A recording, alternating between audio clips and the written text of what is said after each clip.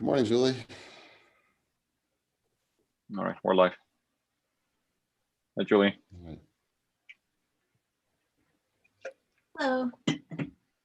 She's frozen. Ah, there you are. How's Stan? All right. He's the best. He's such an awesome dog. Really? Oh, that's great. I'm so glad to hear that. He's getting more relaxed, so he's more playful, and his personality is really coming out. Well, that's so cool. How old is he? Good morning, everybody. So we're going to wait maybe another minute or two, and then we'll get started. I'm very happy to see all of you here. Great. The room is swelling. There's so many cool alums. Good morning, alums. What a privilege it was to have you in the course. And former faculty members, good morning, Sarah. Good morning, Phil. I don't know who else is out there. Joe Howard, great to see you all. It's a veritable who's who. All right. Maybe one more minute.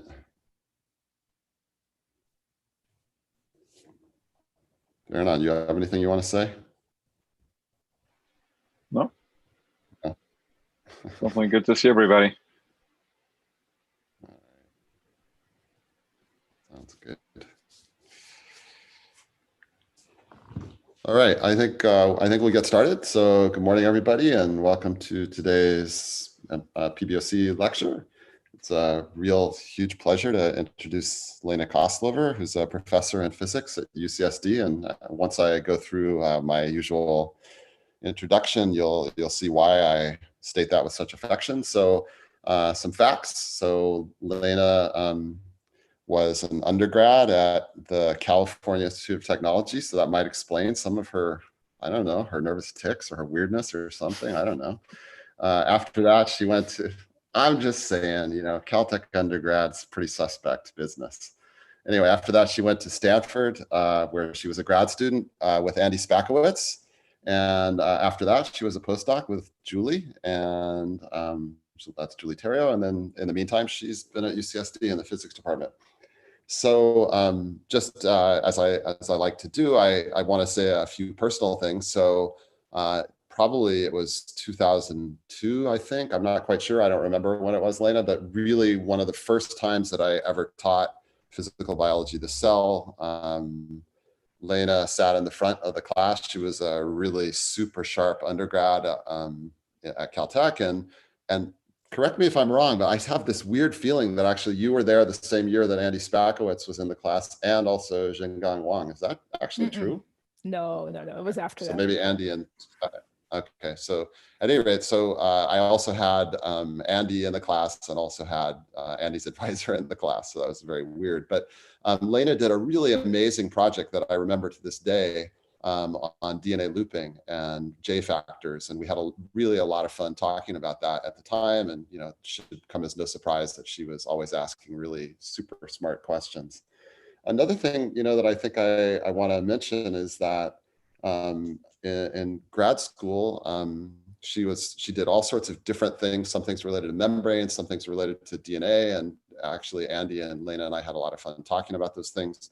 But we have a shared experience that I think is very important, which is both of us in grad school had kids, and that was something I think that was really impressive about Lena's time, because she's a force of nature and a great mom, and all that I think went really well. I remember one time she was giving me a practice talk, and there were screaming kids in the background, and that was really delightful.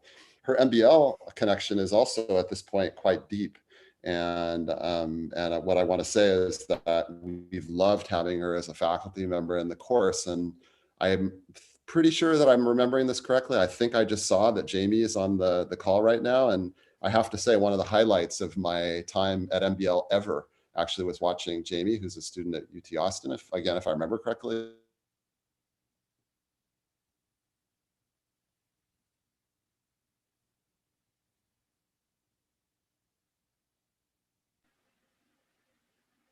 All right, I guess we lost Rob. Oh. Let's see. Is he back? Are you back, Rob? Sorry about that. I heard that actually that if you have a flair for the dramatic, it actually makes your presentations better. So I figured I would just log out briefly. Anyway, okay, so enough of that. So the bottom line is that Jamie and Lena did this amazing thing using Bessel functions. And for those of you that know MBL and the third floor of LERB very well, that whole set of whiteboards outside of the sweatbox room was covered, literally covered with a separation of variables. And actually, by the end of the research rotation, they had produced really just fantastic results. She's a great teacher. At any rate, I think the last thing I want to say, I was reminded last week, I read the very last page of Physical Biology of the Cell, which features a whole long passage from the book called The Phantom Toll Booth, which if any of you haven't read it, I'd recommend highly that you do read it.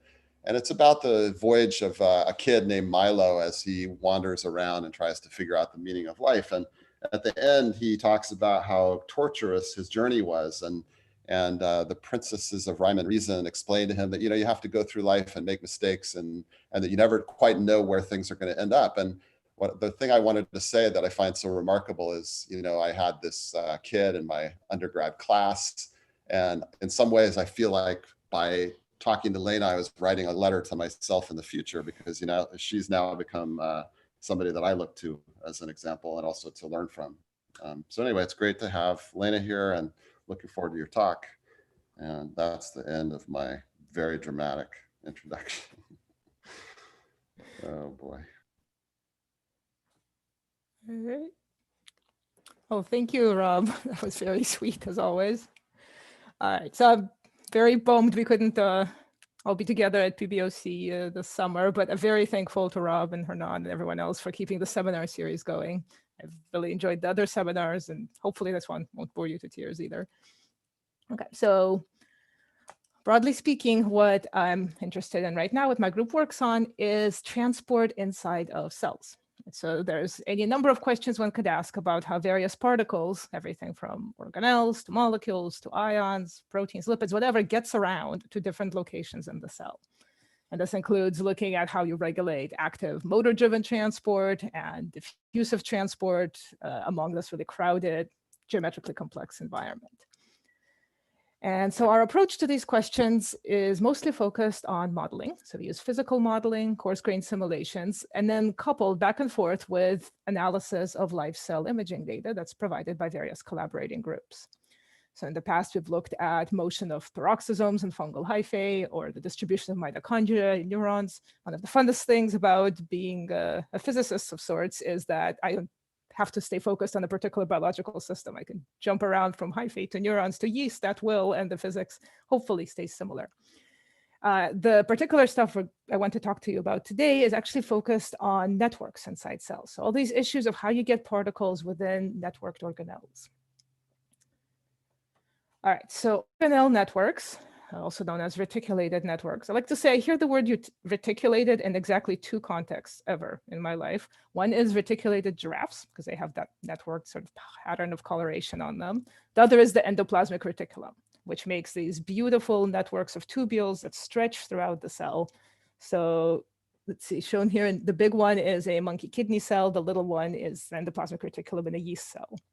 Now, there's another organelle that also forms extensive tubular networks, and that's mitochondria. So they fuse in certain cell types into network structures. So here's a yeast mitochondrion. Here's a mitochondrial network in a mammalian cell. They have slightly different tubule sizes, but in all of these cases, the tubules are very narrow compared to the dimension of the cell itself. And so we wanted to ask questions about how the structure of these networks and the transport dynamics, how molecules move around within them, affects the ability of all the different molecular components that live inside of these networks to explore the cell and to explore the organelle structure. So this is questions of transport on complicated network geometries.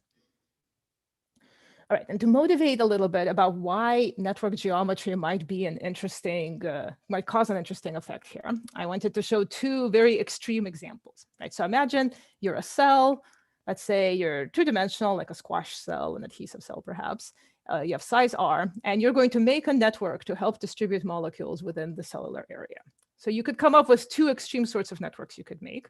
One on the left here is a tubule that fills the entire space, but it's just one long tubule throughout the cell.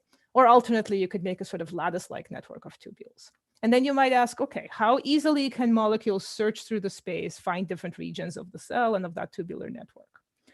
Now, in both cases, the amount of tubule, the length of tubule you will need will scale as r squared. But in this case on the left here, if you have one single tubule and you want to know how long until some particle finds some target, that search time for a diffusive particle will scale as the length of the tubule squared, right? This is the essence of diffusive search. Time is proportional to length squared, which means your search time is going to be very slow. It's going to be actually proportional to the fourth power of the size of your domain. On the other hand, if you're going to make a lattice-like network, your search time is going to be proportional to r squared, so substantially faster for larger domains. Now, obviously, these are two very extreme cases, not necessarily relevant for the cell, but they give you a sense that how you connect up the tubules, how you arrange the tubules in a cell might really substantially affect how quickly particles can explore that structure. All right, now these questions of how geometry affects diffusive transport or search time, these are not new. They've been studied in a lot of different contexts. In particular, there's been a lot of work done on search in fractal domains, which I want to bring up as kind of background here. So a fractal is basically a continuous approximation of a medium that's supposed to look the same, no matter how far you zoom in or how far you zoom out. It's scale-free in that sense. And a fractal is characterized by a dimensionality d, which is defined by this little scaling relationship here. So the number of sites or the volume of your domain needs to scale as the spatial extent to the fractal dimension power. So for example, if you're just a continuous two-dimensional medium, then your number of sites will scale as r squared. In 3 dimensions, your number of sites will scale as r cubed. If you have a fractal, you could have fractional dimension, something that's not quite 2-dimensional, not quite 3-dimensional, something in between. Right? And these fractals have been applied to studying everything from snowflake structures to porous rocks to coastlines. Now, in terms of how quickly a diffusive particle can explore a fractal medium, there are basically 2 main general cases.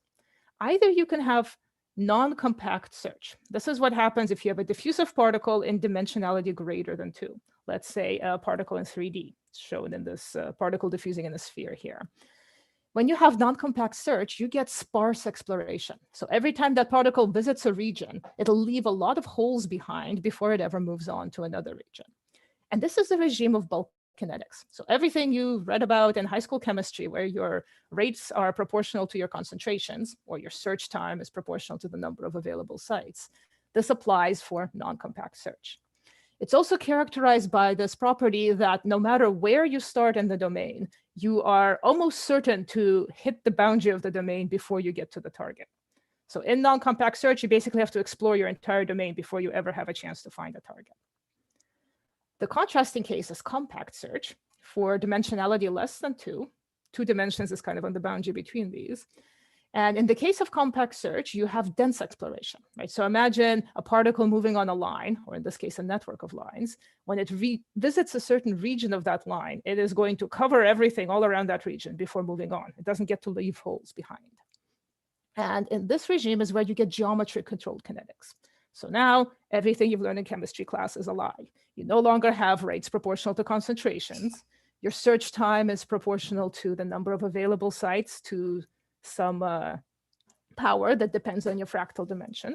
In particular, if you're really on a line dimension 1, then your search time is proportional to the number of sites squared.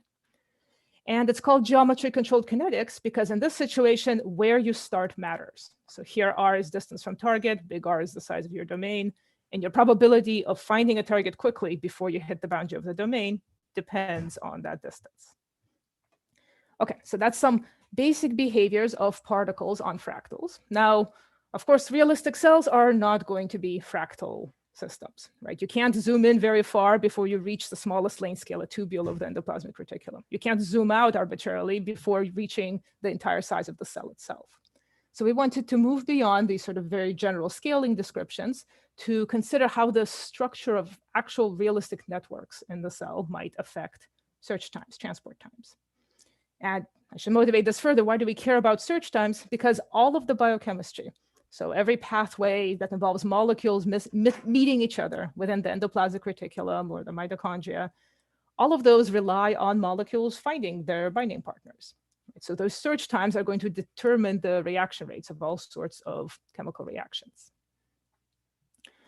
Okay, so to address search on arbitrary network structures, this was work done by a postdoc in my group, Aidan Brown, who's actually going to be starting his own group up at Ryerson next week. And the first thing we decided to do was to consider mean first passage times. Right? So if I wanted to ask, okay, how quickly does this particle search through a network? You could simulate, right? You could take a particle and have it take little tiny steps and watch it searching the network.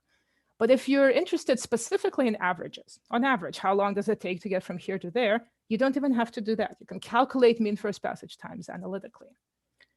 And briefly, you do this by focusing on one node at a time, let's say node 0 here, and saying, okay, what's the splitting probability? Meaning as it's diffusing around, what's the probability that it first hits node 1 before hitting any of the other neighboring nodes? That splitting probability has a very simple form in terms of the lengths of the edges.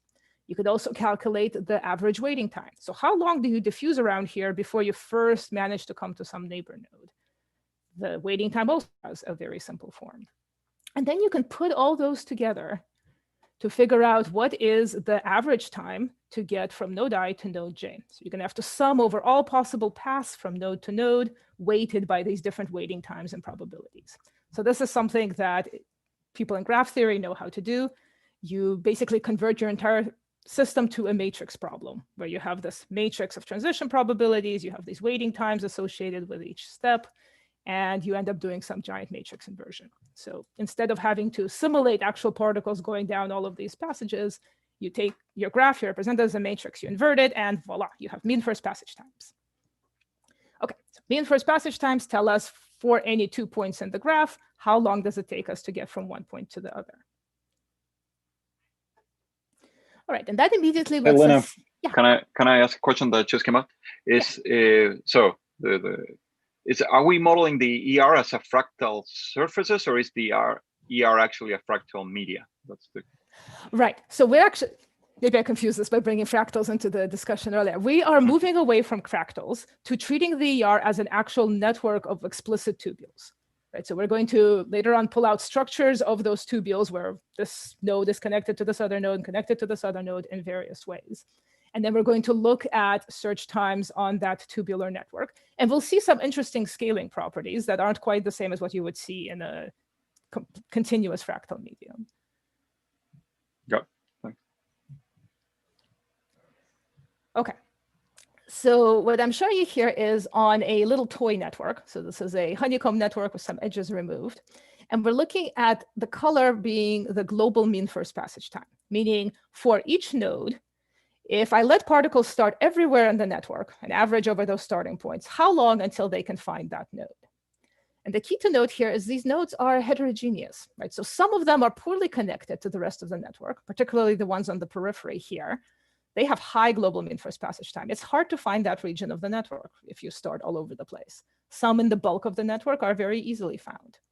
So these global mean first passage times are going to vary depending on where in the network you're located. And that's going to be the case if we look now at more realistic structures. So here is an ER image from Laura Westrade's group, and we extracted a chunk of it as a network structure shown here. And again, we see that nodes on the periphery are going to have global mean first passage times that are substantially higher, maybe a factor of 3 or even 6 higher than nodes in the middle.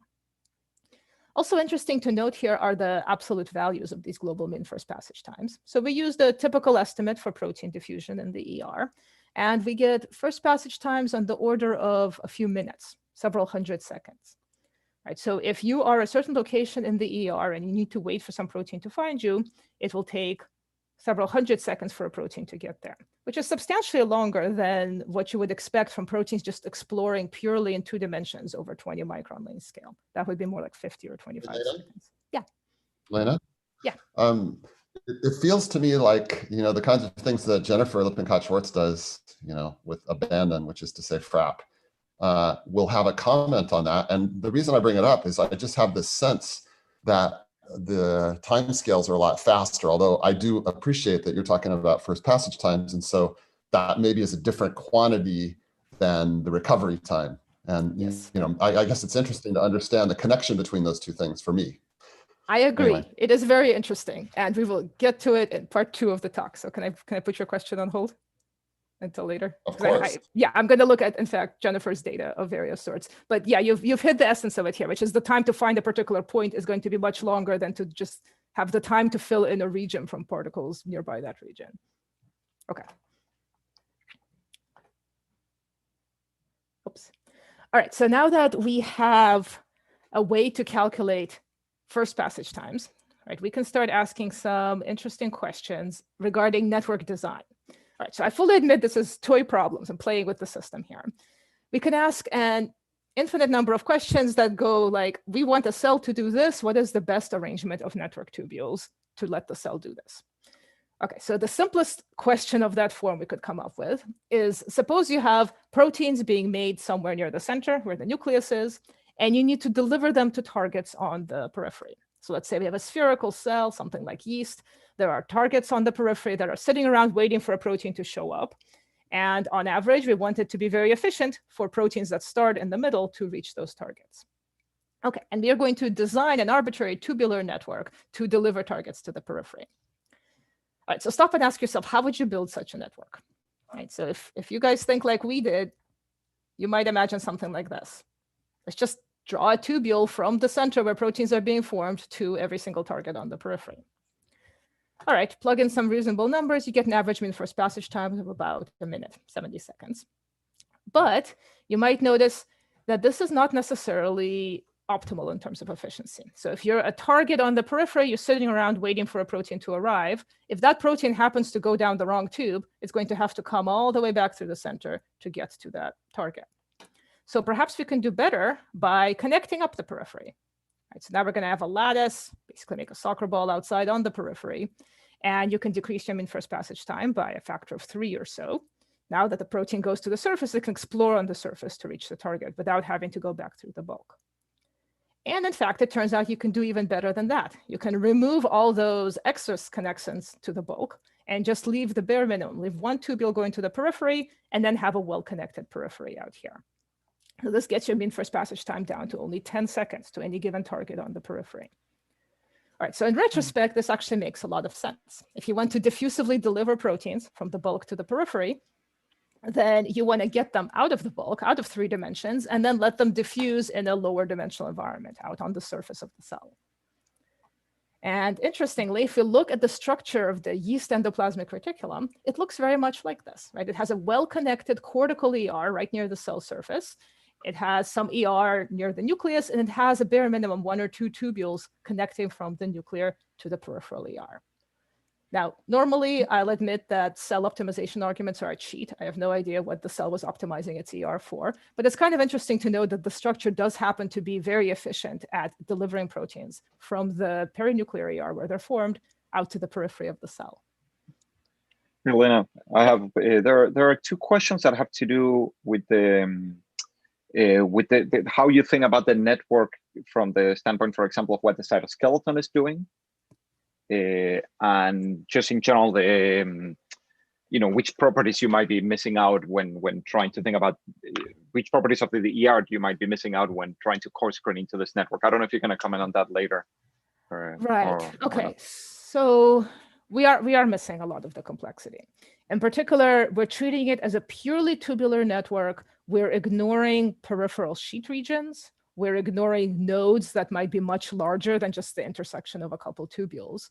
And this is just a matter of simplification for now, right? In principle, you could apply all of this to situations where you treat the nodes as being larger sheets or larger structures, and you have some first passage time to exit that node. This actual yeast ER structure shown here actually looks very much like a plain old tubular network with nothing fancy going on. Mammalian ER, of course, has lots of these peripheral sheet regions, and we could argue till we're blue in the face whether those are actual sheets or dense tubules or whatnot. For simplicity, we're not going there right now, right? We got to start with just regions of the periphery that look like pretty tubules and not much else. The other thing we're ignoring is dynamics of the actual network structure. This is something we would very much like to change, and we're going down that road now, thinking about how the network moves and the tubes get pulled out, all of this motion driven by the cytoskeleton. It is on a somewhat slower time scale. I think it takes maybe 30 to 60 seconds to see substantial changes in the where the tubules are and how they're connected. But adding those to the various modeling efforts is definitely on the to-do list. Okay, and then thank you. Yeah, so there was also a question about the dynamics of the network. So you answered that already. And then Phil Nelson is saying, I may have tried a small number of tubes from the center, but branching on their way out to the periphery. Yes, we tried that. So that was one of the options we tried, was sort of a Bethe lattice sort of branching tree that branches more and more as it goes to the periphery. It's even worse, right? Because if the goal is to reach targets that are all on the periphery, you do not want particles spending time in the bulk region near the nucleus. You want to get it out to the periphery, and then it can just search in 2 dimensions. It's much more efficient than anything you can do in the 3-dimensional setting. Okay, got it. There's a few questions, but I think maybe we should keep going a little bit, and then. Okay. Thank you. Okay, so that was one optimization problem of sorts we could ask, right? Delivering from the bulk to the periphery. Another optimization problem we could consider would be just how easily can you search through the network at large, right? So let's consider here a network on a 2-dimensional surface. And the goal is not so much to deliver from here to there, but to make it easy for particles to find any given spot in the network, right? So this is kind of getting closer to kinetics, where particles just have to find each other and they're all moving throughout the entire network structure. So here we're going to focus on what I'll call lattice-like networks, ones where you put the nodes equispaced throughout the region. And you can connect the nodes in various ways. You're going to have some trade-off between the density of the network, its connectivity, how much total volume of tubes the particles have to search through. And we want to characterize that network by one number. We'll use here the target average global mean first passage time, meaning you average over all starting points, you average over all ending points, you calculate the mean first passage time to get from start to end. So it's a single number that says how easy is it to search through your network. So for example, this network right here would have a very low target average global mean first passage time. There's just not a lot of tubes to search through, and everything is well connected. This one is very high in terms of the search time. There's a lot of tubes you have to search, and there's a lot of missing connectivity. Okay, so that's a very abstract problem presented that way, but we stumbled across an interesting application that's a little bit more specific to cells. And this was when we talked with Susan Rafalski's group and looked at some of their work on mitochondrial networks. So they've extracted hundreds of structures of mitochondrial tubular networks in yeast cells. And in fact, they've generated mutants, so double mutants where they knock out the proteins responsible for fusion and fission of the networks. And they find that these double mutants also form mitochondrial networks, but they've changed the structure. So these networks tend to be more tree-like, less well-connected than the wild-type networks. So this was a great data set of actually biologically realistic network structures. And we wanted to ask, how do the different structures in the wild type and in the mutant affect diffusive transport? All right, so to start with, we can calculate the target average global mean first passage time for each of those networks. So each dot here is a single network structure. Blue is the wild type networks. Red are the mutant networks. Not too surprisingly, the networks that are just bigger, they have more total edge length stuffed inside that cell, are going to take longer to explore. So they have higher search times for longer total edge length. Also, you can see that the mutant networks typically have higher search times than the wild type networks. This is on a log-log scale, so this is quite substantial differences here. Now, these black dashed lines here are not fits, and you shouldn't believe me if I told you they were with data this noisy. What they are is guides to the eye based on some basic physical behavior that we would predict. So down here, when you have very low total edge lengths, these are super simple networks. They're basically one or very few tubules. And here you would expect your target average global mean first passage time, your search time, to scale quadratically with the total edge length. Up here, when the network structures get more complicated, higher total edge length, we would actually expect to see a different scaling, this L to the 1.3 scaling, and I will explain where that 1.3 is coming from in just a little bit. Okay, to get at the differences between the wild type and mutant networks, there's a couple possibilities we can consider. One is that the mutant networks actually have longer edges, less connectivity, so longer edges. And so for comparison, we could look at searches on Bethe lattice, tree-like structures, where we just have each node splitting into 3 neighbor nodes. And shown here in magenta is Bethe lattices with the edge length appropriate to mutant networks. In cyan, they have the edge length appropriate to wild-type networks. So the cyan ones are going to have more and shorter edges. The magenta ones will have fewer, longer ones for the same total edge length. And that explains a little bit of the difference in the search times, but a lot of it remains unexplained. In particular, the mutant networks all lie roughly similar to what you would expect for these tree-like structures, but a lot of the wild-type networks are well below in terms of their search times. So this is again highlighting that those wild-type networks are not trees. They have a lot more connectivity than a tree-like structure. That seems to lead to shorter search times. All right, so to quantify that connectivity, we looked at the cyclomatic number. It's also called the loop number. It's easy to calculate for any graph structure. It's a number of edges minus number of nodes plus 1. It counts the number of independent loops in a graph.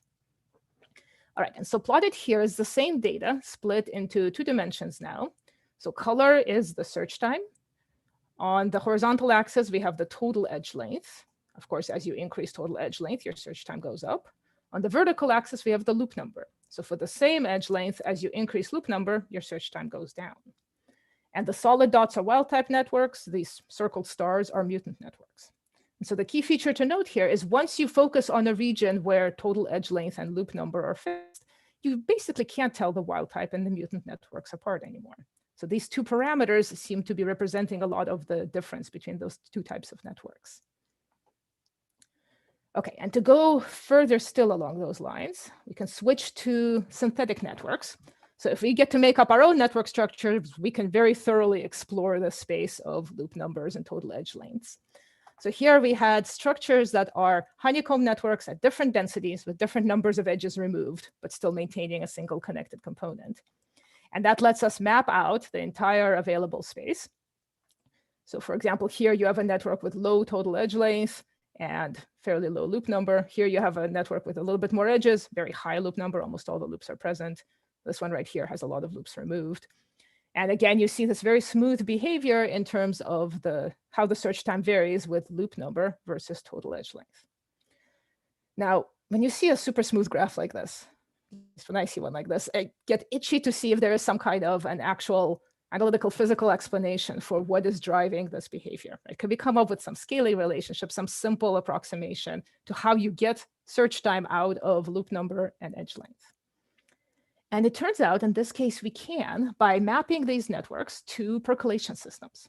So percolation is awesome. It comes up in all sorts of physical problems, everything from brewing your coffee to communication between bacteria and biofilms to water flowing through porous riverbeds. And the idea of a percolation system is you have some number of agents in space that could be connected to their nearest neighbors, and then you go through and you start destroying connections, so removing connectivity. So one common example that's brought up is forest fires. If you have few enough trees in the forest, low connectivity, then a single fire will remain contained. Once you have enough trees next to each other, that fire will spread into a cluster that covers your entire forest. So these percolation systems are characterized by P, the probability that your connection to your neighbors is actually present. It hasn't been cut. And the reason percolation systems are so cool is that they exhibit a lot of universal scaling behaviors. Once they get to being close to the critical phase transition. So there's some critical connectivity, PC, where if you have more connectivity than that, your cluster will span your entire domain. If you have less connectivity, it'll be broken up into smaller clusters. When you are near that critical threshold, a lot of various physical quantities will scale the same, regardless of whether you're talking about forest fires or protein diffusion in the ER. All right, so in particular, once known scaling behavior is the diffusivity of particles on one of these percolation clusters when you are close to criticality has a known power law behavior with the scaling exponent mu here. And mu happens to be 1.3 for any 2-dimensional network. This is the 1.3 I mentioned earlier. And I won't go through the math here, but we can map our synthetic networks or honeycombs with various edges snipped and various densities of nodes to a percolation system and use that to show that your search time is expected to behave with your edge length and your number of loops according to this very simple scaling law here. Right, so shown here are actual calculations on actual networks. So if you fix roughly the total edge length and you change the loop number, adding a few loops does almost nothing to your search time. Adding more loops will drive your search time down according to this minus 1.3 scaling. If you fix the number of loops and you increase total edge length, you're going to have either a 1.3 or a 2.6 scaling, depending on how loopy your network is. Of course, this isn't perfect. A lot of these networks aren't actually all that close to criticality, but it gives us a nice approximation of what you expect the search time to be just based on what is the value of these two parameters, the total edge length and the loop number of the network. Okay, and bringing this a little bit closer back to reality again, we could take cellular networks, so mitochondrial networks in yeast cells, chunks of ER network in COS7 cells, and we can rescale them down to the same spatial extent, plot them according to the total edge length and the number of loops, and then calculate the expected mean first passage time on those networks and compare to our very simple prediction based on these honeycomb networks or that scaling law. So plotted here is the ratio of the specific search time for this crazy network structure compared to what you would expect if you just knew the edge length and number of loops and wanted to estimate.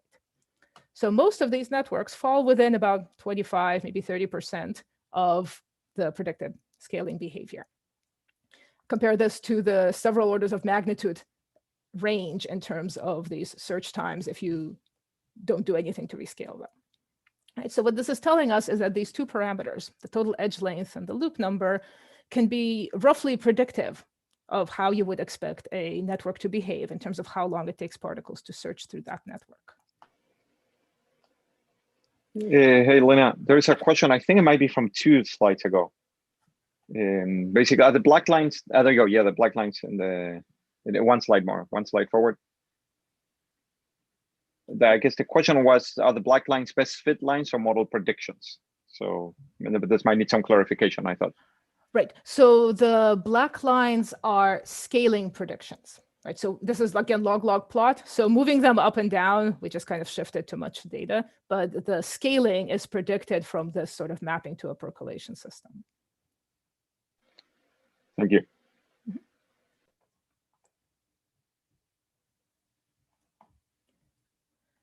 Okay, so finally, with this question of network structures, we can look at kinetics more explicitly. So now instead of having particles searching just arbitrarily for points in the network, we can say, all right, what happens if you throw a lot of particles in there and you want to get actual reaction rates? So diffusing particles finding each other. Now here we have to go a little bit beyond the global mean first passage times, and we have to simulate. So we've developed new algorithms for rapidly simulating particles propagating on a network, hopping from node to node with the right propagators for diffusive motion. And ultimately, this lets us simulate 2 particles finding each other quite quickly. And then you can rescale that distribution of encounter times to find what it would be for having more than 2 particles there. All right, so plotted here is the rate ratio. So you can get for a given concentration of particles, you can get the overall rate for them to react together. And here is the ratio of those rates between wild type networks from yeast mitochondria and those mutant, less well-connected networks. And it's plotted versus particle concentration. So what we see here is when you have high concentrations of particles, maybe 10 per micron or above that, then it doesn't matter what your network structure is. You're just going to react with your nearest neighbors and never bother sampling the network.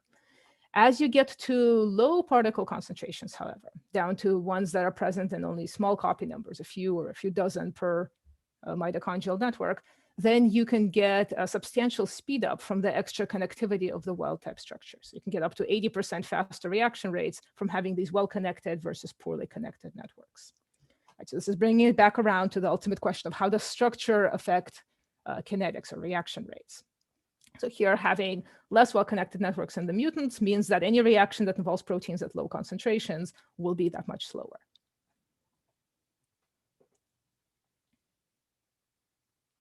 Okay, So you may have noticed at this point, and I'm sure Rob has noticed and is itching to tell me this, that the only point at which we've come in contact with experimental data so far is using the network structures we extracted from experimental images as a basis for which network structures we're interested in looking at. I haven't shown you anything involving actual dynamics of proteins in any of these networks. Part of this is it's been, until recent times, rather difficult to measure dynamics of particles inside the networks. But of course, nowadays, this has there's a lot of new imaging techniques have come out that make this possible.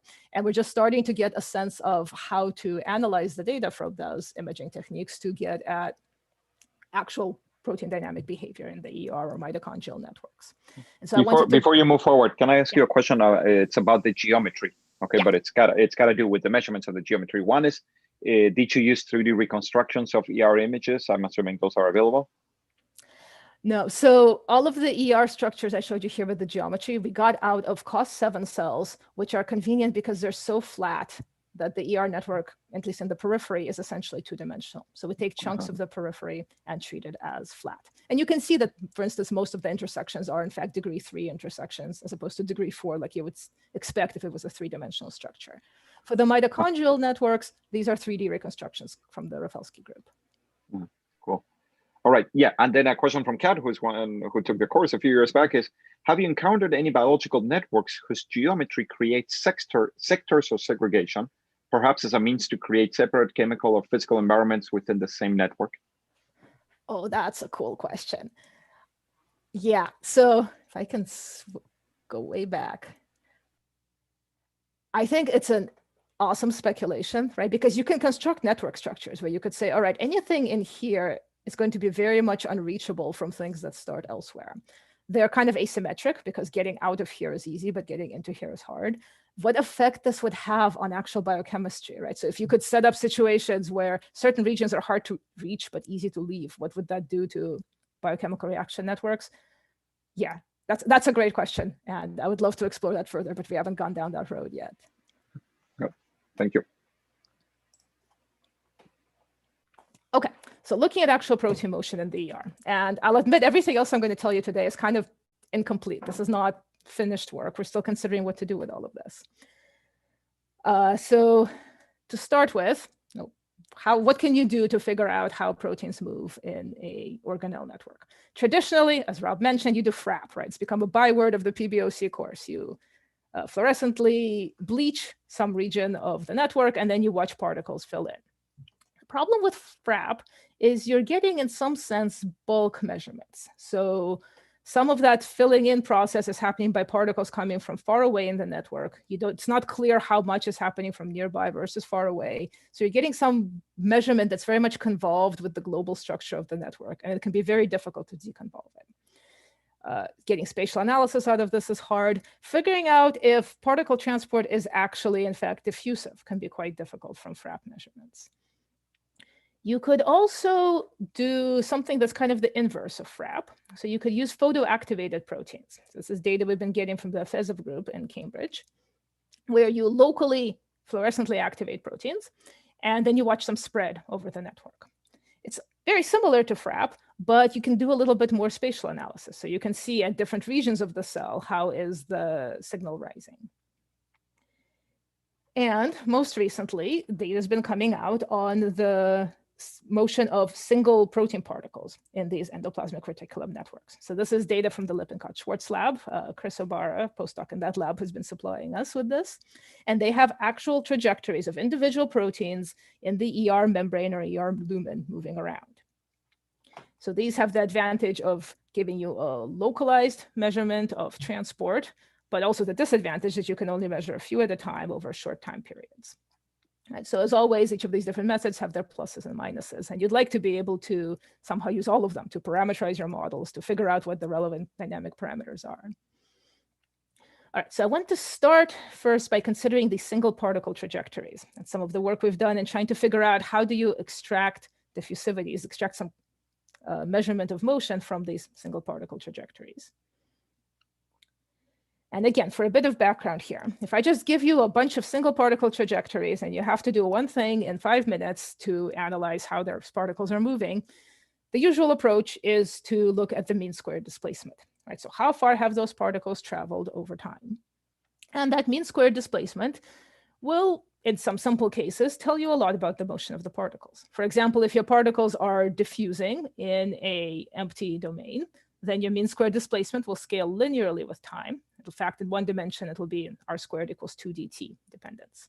If they're being pulled by a precessive force, you might have a ballistic scaling, mean squared displacement scaling quadratically with time. If they're trapped in some gel or viscoelastic medium, you might have subdiffusive scaling. Or if they really are totally elastically trapped somewhere, can't leave a certain region, you might get a mean squared displacement that's flat. So that mean squared displacement is supposed to reveal to you whether the particles are moving diffusively or exhibiting some other kind of behavior. And if they are diffusive, you can use this to get out the diffusion coefficient. So that's great in theory. In practice, of course, there's all sorts of complications. And one particular complication that arises is the issue of confinement. So in particular, let's say you have a particle in one dimension. If it's moving along on an infinite line, your mean squared displacement will be 2 dt. If you trap that particle between some reflecting walls, your mean squared displacement will start flattening out. And notice, by the way, it's flattening at, it starts flattening at very short times compared to the size of that confined region. You can get the same situation in 2 dimensions. So here's a particle trapped in an empty 2-dimensional circle. So that's the blue curve here. It'll have a mean squared displacement of 4 dt at short times and eventually will flatten out. You could consider a particle trapped in tubes within 2 dimensions. So you could put it in just a simple tube going around the boundary of your domain, or you could put it in a network of tubes. In either case, at short times, you're going to have a mean squared displacement of 2 dt, right? So no matter how dense you make that network, you'll never restore truly 2-dimensional motion because that particle can only move in x or only move in y at a given time step. And eventually, it'll again flatten out because that particle has explored the entire domain. And then if you have a poorly connected network of tubules, you're even worse off. So this particle is moving in this disconnected network. It keeps hitting dead ends. It's going to have a mean squared displacement that's very much below 4 dt or even 2 dt. If you try to fit this to get the diffusion coefficient, you'd get entirely the wrong answer out. And so we wanted to see what we could do with these trajectories. So suppose you have a trajectory of a particle on a network whose structure you can see. So you can see the domain that particle is moving on. And you'd like to somehow extract the diffusivity of the particle by deconvolving these issues of dead ends and structure from what the actual moving particles are doing. So this is work done by a couple of undergrads in my group. And what we tried to do was see if we could unravel trajectories. So here's what I mean by that. Suppose you can see each particle step. You know it started here at time 0 and it's here at time step 1. We can see the network that it's moving on. And we want to say, if you took that same particle and you put it on an infinite line, what would that particle have been doing? Right, so you can imagine to get from here to here, there are a couple different paths the particle could have taken, several in fact. It could have gone straight from here to here, in which case it would have done the same thing on an infinite line. It could have gone past the node and come back, in which case it would have done the same thing on an infinite line. Notice these are an even number of passage events past the node. But that same particle could also have done an odd number of passage events. It could have gone past the node, come back, past the node, come back, and then ended up over here. So here, if it has been on an infinite line, it would have gone past this way, come back, and actually ended up on this other side of the node location. Right? And so if we knew the diffusivity, we could calculate the probability that a particle starting here and ending here would have ended up here on an infinite line or ended up here on an infinite line. And in fact, you can do the same thing with a dead end situation. So you have a particle that ends near a dead end. You can say, all right, what's the probability it actually bounced off that dead end before coming to this position? In which case, if the dead end wasn't there, it would have just kept going instead of bouncing. You can sample from those probabilities and get an unraveled trajectory that's now on an infinite line. All right, so here's an example trajectory on a piece of network structure. Here's a trajectory that's been unraveled to an infinite line. And if you take many such trajectories, here is their original mean squared displacement. It's flattening out because they're confined to this chunk of network. If you do the unraveling, you get this beautiful 2 dt behavior for the mean squared displacement. But if you've been paying very careful attention, you might have noticed I'm chasing my own tail a little bit here, in that I needed to know diffusivity to do the unraveling. And I'd like to use the mean square displacement to calculate diffusivity. So what we can do is we can look for a self-consistent value. Right, so we can take those same simulated trajectories and try unraveling with different values of diffusivity. So dark blue here is we try to unravel with diffusivity that's too low. You get unraveled mean square displacement, these blue dots, which is totally different from 2dt, what you would expect if that diffusivity was correct. You can try unraveling with diffusivity that's way too high. Red dots here, again, don't match 2dt. Somewhere in between, if you use just the right value of diffusivity, you're going to get a good match. And so if you have no idea what the diffusivity is, you can use some different values. You can look at the residuals between what you get and what you expect. And somewhere that residual should be close to 0. And you'll get, at that minimum, you'll get what the true diffusivity is. In this case, it was 1 for the simulated particles. All right, so because I was simulating those, I knew exactly what the right answer had to be.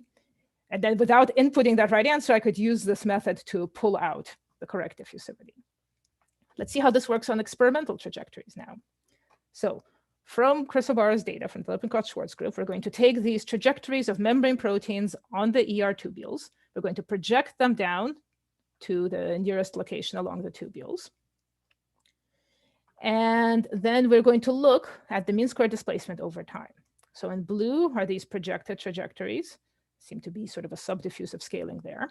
If we perform this unraveling procedure, we take the self-consistent value of diffusivity, we get a mean square displacement that's beautifully linearly scaling, exactly what we would expect for diffusive particles, and an estimate of diffusivity, about 1.4 microns squared per second.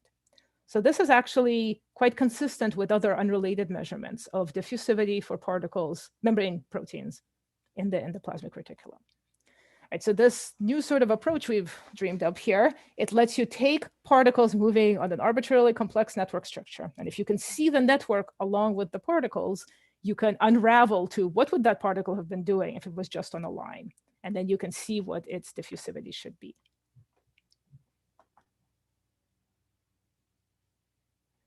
Okay. Lena, one quick question is from Steph Weber. Is the experimental tracking done in 2D, or is confinement less of a problem when tracking in 3D? Good point. So these are, again, COS7 cell networks. So the networks themselves are essentially flat in 2 dimensions. Okay. I believe the tracking is in fact done in 2D, or at least the data I was sent only had 2 dimensions in it. I suspect there should not be very much motion in the 3rd dimension. Got it. Mm-hmm. And can, yeah, okay, related to this, can you do the same unraveling for 2D, 3D diffusion in confinement? That's from Ricky. Yeah, we've been thinking about that. Wouldn't that be awesome if like all our confinement problems were solved forever by doing this unraveling in arbitrary dimensions? I haven't figured out a way to do it yet. It gets more complicated as soon as you go to higher dimensions. So far we're limited to any sort of connection of 1-dimensional tubules. So the network itself could be in 3D, that's just fine. What you can't have is a particle in sort of an empty, arbitrarily shaped 3-dimensional domain, or at least we haven't thought of how to do that yet. Thanks. Mm-hmm. Okay, so we could get a particle motion from a completely different direction. We could use this photoactivation data. So this is, again, coming out of the Vezev group. They have ER membrane proteins locally photoactivated, and we watch them spread over time. In red here is a luminal marker, just so we can get a sense for how much ER volume is in different regions. Right, so this is data that's much, much lower resolution, but you get to see the whole cell at a time. And the analysis of this was done by a grad student in my group, Pranamika Agrawal. Okay, so the most basic sort of analysis we could do is we could break the cell up into regions, these sorts of donut-shaped regions here that are at different distances from the point of photoactivation. So this blue ring right here is nearby. We can look at signal rise over time, and it rises at early times. Regions that are further away take longer to rise. And we can characterize those curves by just fitting to basically any smooth function. I think we used 2 exponentials here just to get a rise time, right? An estimate of how long does it take to get to within 25% of the maximum fluorescent signal. And if we then plot those rise times, sorry, my computer is being very slow. If you plot these rise times versus the distance from the photoactivated region, you get, again, this characteristic diffusive behavior, time scaling as distance squared. Now, if we wanted to get a prefactor here and try to actually estimate diffusivity from these rise times, we need to figure out how rise time, as we defined it with an arbitrary cutoff, depends on distance. So we can do that with a simple analytical model where we just take a circle, say we are going to photoactivate a certain region here. It's going to be constant concentration, and we'll watch that concentration spread over time. So here too, rise time versus distance has that time proportional to R² scaling, and you can get a prefactor. Turns out to be about 1/d. Okay, so if we plug that in here, we get an estimate of diffusivity of 1.3 microns squared per second. Okay, so these are different membrane proteins. They are being measured by completely different experimental techniques by labs on the other side of the world that don't actually talk to each other. So these are as unrelated a measurement as we can get, but they're both giving us reasonably consistent estimates for how membrane proteins diffuse within the ER. All right, and if I have a few minutes left, I want to talk about some crazier stuff. So recently, the Vezov group published some data indicating that the motion of proteins in the lumen of the ER tubules might actually be non-diffusive at all. In particular, they have some evidence that there are persistent flows or persistent runs of particles from node to node along an edge. And they get this from the sort of multi-peaked distribution of instantaneous velocities, and from looking at velocities on individual edges of about 20 microns per second, so really rapid velocities that seem to persist over a period of about a second or more. So if you look at particles passing by over long time periods, you'll find that they tend to go in the same direction for a while before going in another direction. So this data is still rather controversial, I would say. The mechanism for these rapid motions is currently unknown. Speculation is it might be luminal flow driven by contractions of the tubules or perhaps of the nodes. But we wanted to, first of all, see if we can find signatures of this non-diffusive motion from the photoactivation data. And second of all, to ask some questions about potential functional consequences of these putative luminal flows. Okay, so with the photoactivation data, we can now look at membrane proteins and luminal proteins separately. We can plot rise time versus distance from the photoactivated region. Membrane proteins behave just like you would expect for a diffusive system. The luminal proteins have faster rise times, and the scaling no longer looks diffusive. Furthermore, if we look at the variability, so within a certain ring, all the regions that are the same distance from the photoactivated region, we can break it up into wedges, get a rise time from each wedge, and then look at the variance. Right? So how much do the rise times vary from location to location? And we get quite a lot of variability in the luminal proteins compared to the membrane proteins. So whatever's going on with the luminal proteins, it's messier. There's more anisotropy. Certain regions seem to be rising fast, others seem to be rising slow. So again, it's not definitive, but it is consistent with what you would expect if there were flows pushing these particles around, changing over time. And in fact, we could explicitly simulate such a system. So here's an explicit toy network, roughly the same dimensions as the ER, same edge lengths as the ER. You fix concentration in a certain region, and you watch that concentration spread over time. And plotted here is the half-time versus the distance from the photoactivated region. Without flow, you get that diffusive behavior. With flow, everything drops down to a non-diffusive scaling, much like what we see with the luminal proteins in experimental data. All right, so the natural question there is, when would you expect flows to matter? And I think Maha addressed this in the context of termite mounds a couple of weeks back. Flows will matter when a certain dimensionless number, this Percolation number, is high. So this is velocity over your length scale of interest divided by diffusion. In this case, the length scale of interest is the length of a single edge of the network, typical edge length. And when the Percolation number on that edge length is high, then you're going to have flows pushing the particles substantially towards one node. When the Percolation number is low, then diffusivity will kind of spread the particles out over that edge. Furthermore, the persistence time of the flow, how long it stays in one direction, needs to be long enough for the particle to get from node to node. If you just have flows that go back and forth along a single edge, that's going to do basically nothing to the particle motion. So when those two criteria are met, then flows are going to drive the movement of the spreading of the particles. And in particular, what you're going to see is trapping of particles at certain convergent nodes where the flows happen to all be pointing towards one node. So the motion of particles on this network is no longer driven by diffusion. The transition along individual edges is very fast. It's driven by how quickly you can jump between neighboring nodes as the flows change direction. Okay, so in terms of how much this matters, we could consider how these flows affect particle mixing. So there's different mixing metrics you can use. We use something called the relative entropy, also called the KL divergence.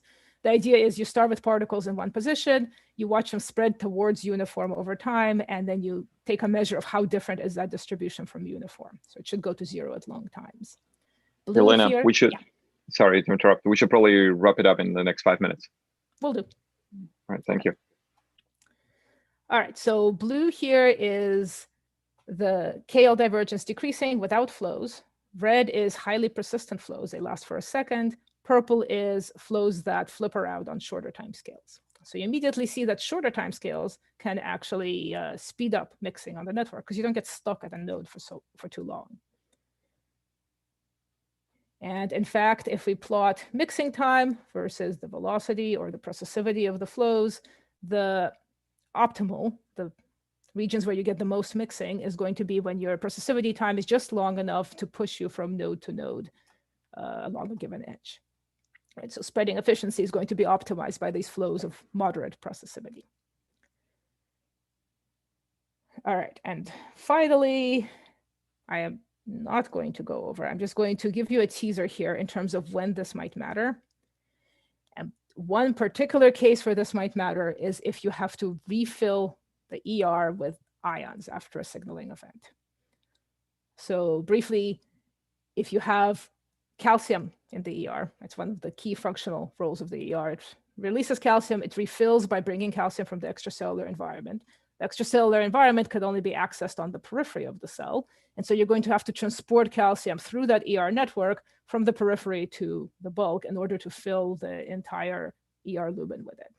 And if you plug in all of the reasonable values of things involved, you can show that flows of the sort that were seen in the evasive group experiments could really substantially speed up the rate at which you could refill the ER lumen with calcium. Now, as to whether this happens or not, that is still under question. And they're currently measuring calcium levels in the ER over time to see if we can see this sort of patchy refilling due to flows. All right, so to summarize then, what we've seen is, first of all, network structure matters. You can spread faster, you can have faster kinetics if you have a better connected network as compared to a disconnected one. And you can spread faster still if you have active flows pushing particles around within your network. And in fact, those active flows, as measured for the ER, seem to be sufficient to substantially enhance calcium recovery during calcium signaling. Finally, in terms of remaining mysteries, somebody already brought this up. To what extent do the topological rearrangements of the network matter? We want to know that too. We're working on it. These business of luminal flows, are they real? What causes them? How do we quantify their correlation functions or their distributions? Also still under investigation. And what I feel is the million-dollar question here, how are all of these issues going to affect actual kinetics? So if you take your favorite hairball diagram of the unfolded protein response or ER-mediated degradation or any sort of biochemistry that goes on in the ER, which of those pathways are going to be substantially impacted by the fact that they are not in a bulk test tube, but rather are confined within these very complicated network structures?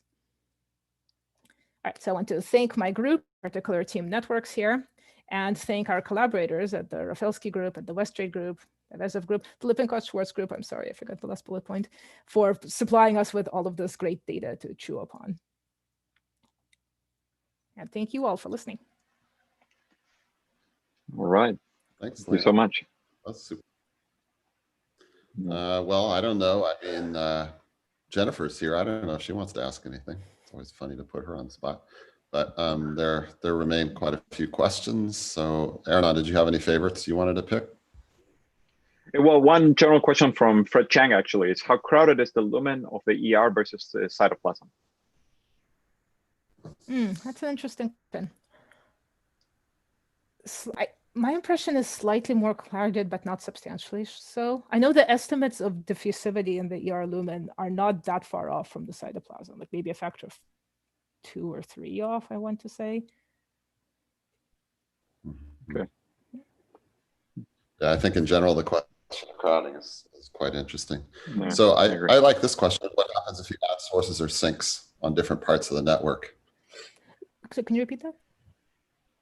Yeah, the question was, what happens if you add sources or sinks on different parts of the network? And that just makes me think, for example, of sec apparatus mediated translation and stuff like that, which I would think of as being a source. Right. So in some sense, everything we do with analyzing photoactivation data is us putting in a source, right? That's literally what it is. You locally photoactivated proteins, and then you watch them spread.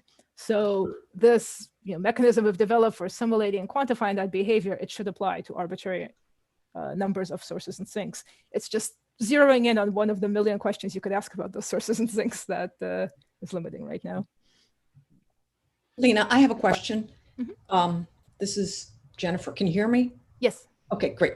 That was really fantastic. Amazing presentation. In your simulations, you're assuming that the diameter of the tubes are all identical throughout your network. If that's not true, what does that do to your luminal flow hypothesis? Could you not have luminal flow, but see something like it if the tubes were a variable diameter?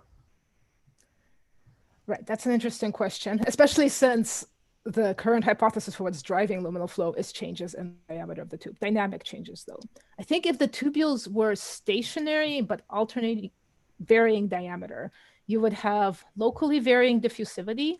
I do not believe that should lead to flows, certainly not flows of 20 microns per second, such as the ones that are seen here, right? Just because what you end up is something like diffusion on a bunch of wedges.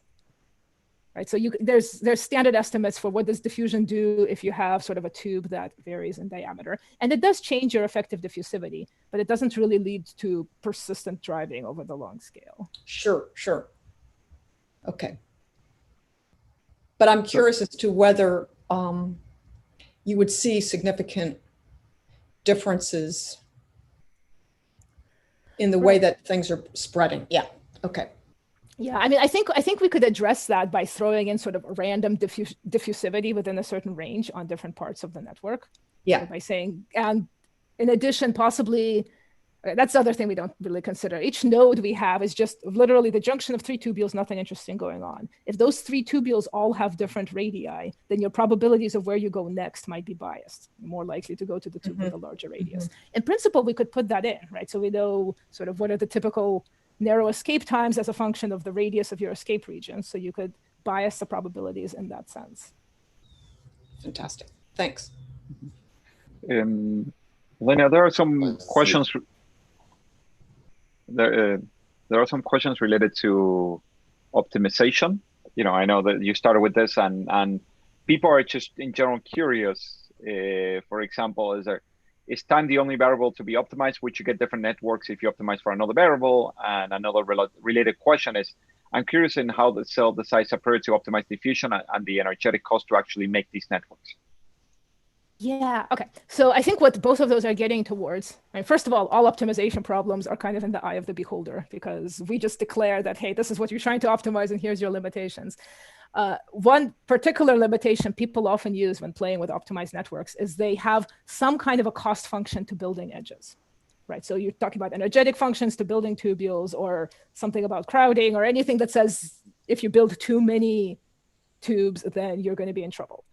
And we purposely didn't put those in here, in part because it's not at all clear to us what even the scaling of that would be. Like, how much does the cell care about building more tubules versus fewer tubules?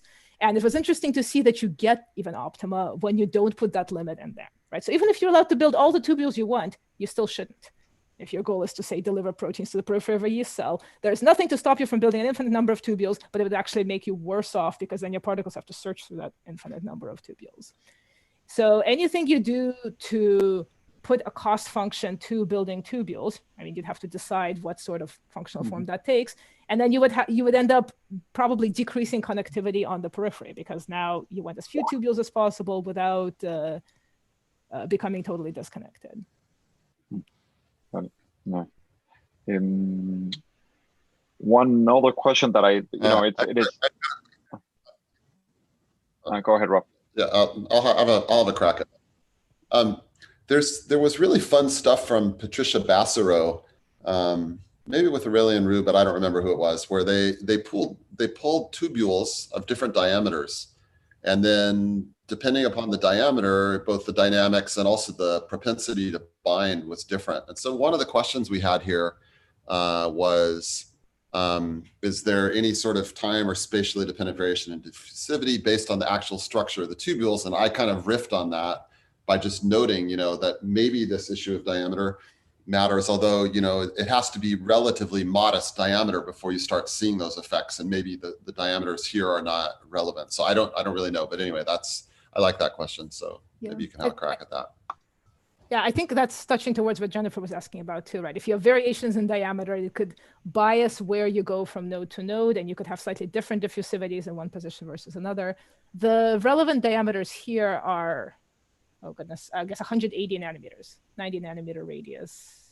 No, I got that wrong. 90 nanometer diameter. Sorry, 90 nanometer diameter for these tubules, right? So quite a bit wider than I think the sort of Dynamine related tubules that the Bassero paper was discussing. Yeah, for sure. A factor of 10 at least. Yeah. So the other problem is we're talking about proteins moving through here, right? So if you take a Dynamine tubule and you start worrying about proteins diffusing through it, at some point you're going to be totally dominated by rubbing of the crowding of that protein itself, just trying to get through a 10 nanometer tubule, right? So these are not in that regime yet. So our hope is at least we can pretend the luminous fluid of some sort. Yeah. Yep. Yaya wanted to ask something, which is a good question, which is, do unfolded proteins diffuse differently than folded proteins? Huh. I don't know. They're supposed to have different sizes, right? They have like bits trailing off of them. So I would expect so. But whether anybody's actually measured that, I'm gonna have to defer that one. I can speak to that. Many years ago, we looked at the diffusion coefficient of the VSVG protein, which a temperature sensitive form of it, which supposedly misfolds at 40 degrees because it's retained within the ER under those conditions. And we compared its diffusion coefficient to VSVG that was at the permissive temperature in the ER. And they were very similar. We couldn't tell any difference.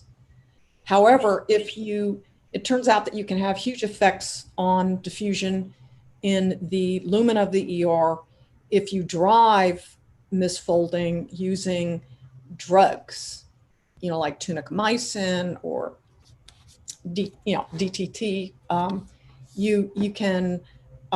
You'll see huge effects on diffusion of soluble proteins, like a signal sequence GFP in the ER will be impacted. And we assumed it's a result of accumulation of misfolded proteins, which in turn are going to impact a free GFP moving around in the ER. But I think it's a super good question. But at the level of the VSVG protein, we're not seeing effect. We didn't see effect. We weren't doing single particle tracking though, and that's a huge, there's a big difference there. It was just based on FRAM data. Yeah, so actually to rip off of that as well, we have some data with the Vesov group where if you overexpress RTN4 to narrow the tubules, change the morphology of the ER this way, you get substantially slower spreading of proteins. Now, whether that's because you're shutting off flows or because you're making things more crowded, more viscous, it seems like the change in radius is not enough to substantially change viscosity there. But it may be that there are other crowding effects we are underestimating. Mm-hmm. Cool.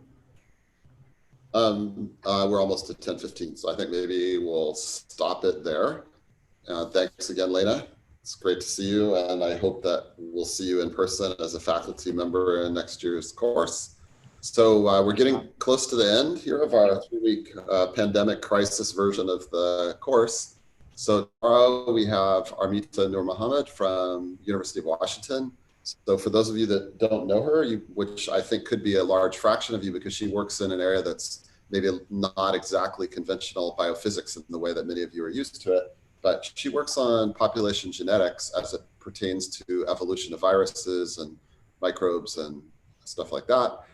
She's worked over the years with Michael Lassig. In fact, she was a grad student with him, and they do super interesting stuff having to do with how do you try to actually, at least on short time scales, make predictions about evolution. And the reason that that matters, just to give you a clear idea, is if you're trying to invent this coming year's vaccine, what a topic that is for influenza. At some point, you have to make a guess about which strains are going to be the ones that are going to be circulating. And so she uses mathematical models. And if you guys don't know it, it's just a real tribute to the success of the sort of physical biology mindset that Michael Lassig and Marta Lucia from Albert Einstein, they're part of the World Health Organization team that decides on next year's vaccine. And the reason is because with the physics and the population genetics, they do better than without it. And that's really awesome. So anyway, it's a little bit out of the usual wheelhouse. I asked Armida to please give a pedagogical talk.